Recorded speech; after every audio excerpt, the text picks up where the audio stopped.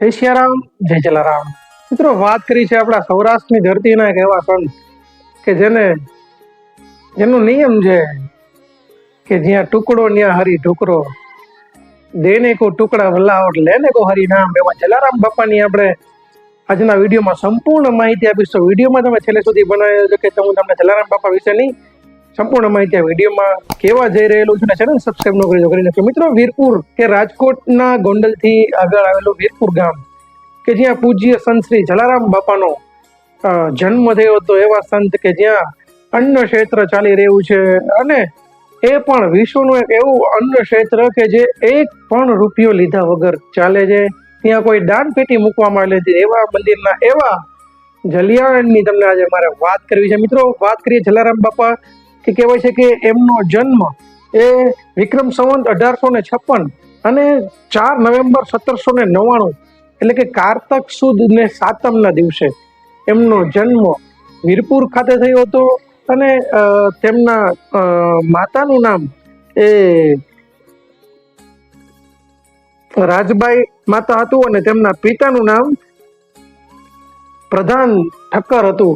મિત્રો, કહેવાય છે કે જલારામ બાપા જે છે એ બાળપણથી જ સંત પ્રેમી, ભક્તિમય જીવન જીવતા હતા.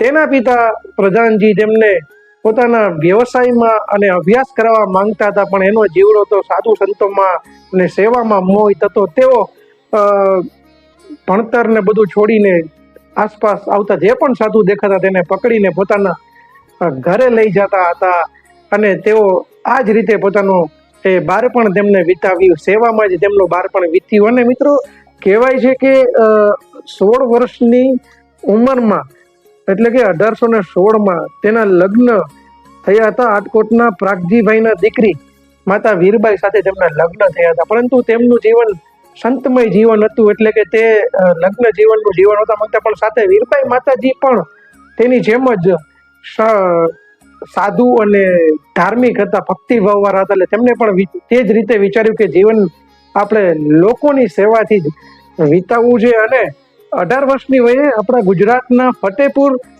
ગામના ભોજલરામ ભગત એટલે કે ભોજા ભગતને ત્યાં શ્રી જલારામ બાપાએ તેમને પોતાના ગુરુ માન્યા. તેમને રામ મંત્ર તેમને કંઠી તે ભોજા ભગત દ્વારા શ્રી જલારામ બાપાને પહેરાવવામાં આવી. અને કહેવાય છે કે 1820માં જ તેમને સદાવ્રતની શરૂઆત કરી કે જ્યાં 24 કલાક ને 12 મહિના સાધુ સંતો દરેકની માટે ભોજન ગમે ત્યારે આવે જ્યારે તેને ભોજન મળી રહે તેવા સદાવ્રતની શરૂઆત કરી. કહેવાય છે કે 1820ની સાલમાં 20 વર્ષની વયે તેઓ 4 ધામની એટલે કે અયોધ્યા ને બધી કાશી ને બધી યાત્રાએ ગયા હતા.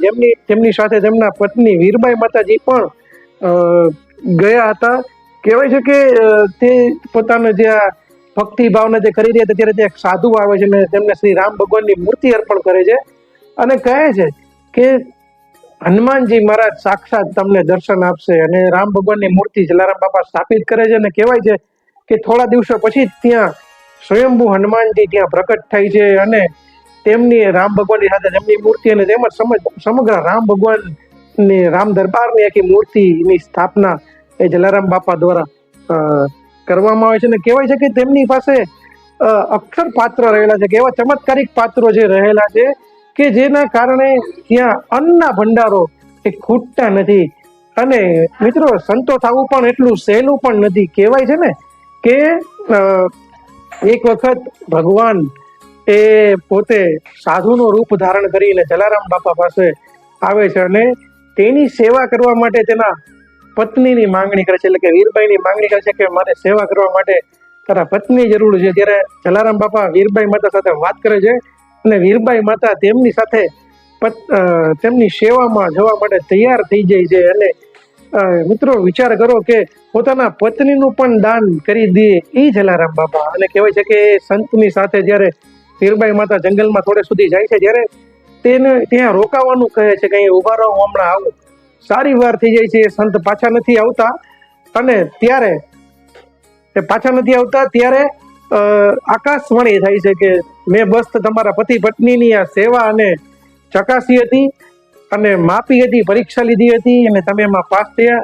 અને સાથે એ સાધુ એક દંડ અને એક ભિક્ષા પણ માંગવાનું જે જોડી હોય એ જોડી આપેલી હોય છે, જે લઈને વીરબાઈમાં પરત આવે છે. અને કહેવાય છે કે એ પોતાની સમગ્ર વાત એ તેમને કરે છે. અને કહેવાય છે કે આજે પણ એ દંડ અને જોડી આપણે જ્યારે વીરપુર જલારામ મંદિરના દર્શન કરવા જઈએ જલારામ બાપાના, ત્યારે ત્યાં જ આવેલા છે. કહેવાય છે કે એમના પરચાઓ અપરંપાર છે. જલારામ બાપાએ એક દરજીને કહેવાય કે હરજી નામના દરજીને પેટમાં અસહ્ય દુખાવો થયો હતો અને તે દરજી જલારામ બાપા પાસે માંગણી કરવા ગયો હતો કે મને દુખાવામાંથી મુક્તિ અપાવો. ત્યારે જલારામ બાપા શ્રી રામને પ્રાર્થના કરે છે અને એ દરજીના પેટનો દુખાવો ત્યારે મટી જાય છે. અને એ હરજી નામનો વ્યક્તિ એને બાપા કહીને બીધા છે કે તમે આજથી બધાના બાપા. ત્યારથી ત્યાં સંખ્ય લોકો પોતાના દુઃખ દર્દ લઈને આવે છે અને જલારામ બાપા એ શ્રી રામને એમના દુઃખ દૂર કરવા માટેની પ્રાર્થના કરે છે અને સંખ્ય લોકોના દુઃખો દૂર કહેવાય છે. કહેવાય છે કે 1822માં જમાલ નામનો એક મુસ્લિમ કે જેનો દીકરો બીમાર હોય છે, તેઓ તમામ વેદ હકીમોને બતાવી દે છે પણ તેના દીકરાને દુઃખ પીડા દૂર થતી નથી. ત્યારે એ હરજી નામનો જે વ્યક્તિ હતો તે જલારામ બાપાની વાત કરે છે કે આમ ને આમ. ત્યારે જલારામ બાપા પાસે કહે છે મારા દીકરાને જો તમે પીડામાંથી મુક્ત કરી દો તો હું તમને 40 મણ અનાજ તમને ત્યાં પહોંચાડીશ. ને કહેવાય છે કે જલારામ બાપા પ્રભુ શ્રી રામને પ્રાર્થના કરે છે અને એ તેમના દીકરાને સાધુ થઈ જાય છે. ગાડા ભરાઈને જમાલ નામનો મુસ્લિમ એ ત્યાં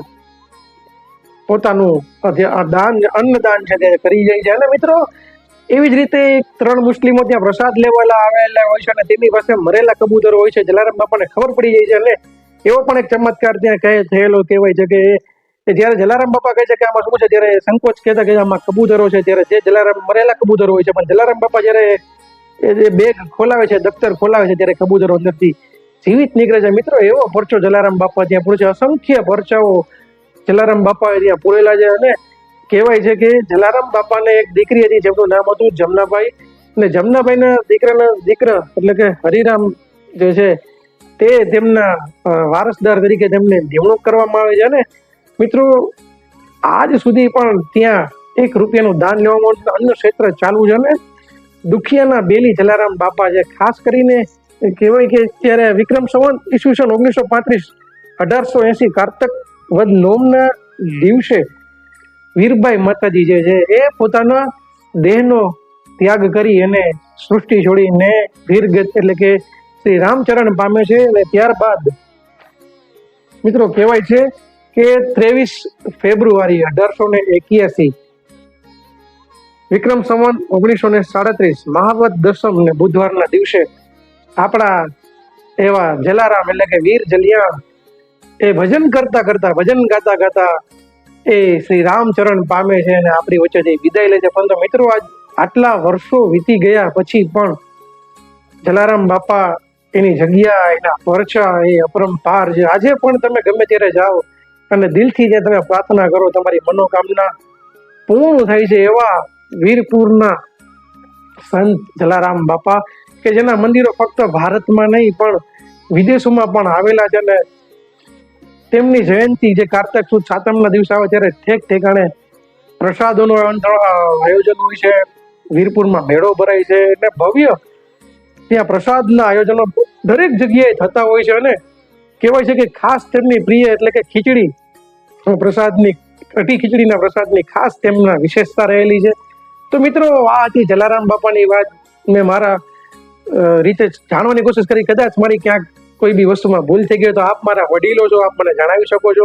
વિડીયો તમને પસંદ આવ્યો તો દરેક લોકો સુધી પહોંચાડો કે આજે પણ જે ભક્તિભાવ ધામ, જે વીરપુર ધામ, જલારામ બાપાનું ધામ જે પ્રખ્યાત છે તે ધામ આવેલું છે. અને તેવા જલારામ બાપાના આપણે સૌ વંદન કરીએ અને સૌની મનોકામના પૂર્ણ કરે તેવી જલારામ બાપાને પ્રાર્થના કરીએ.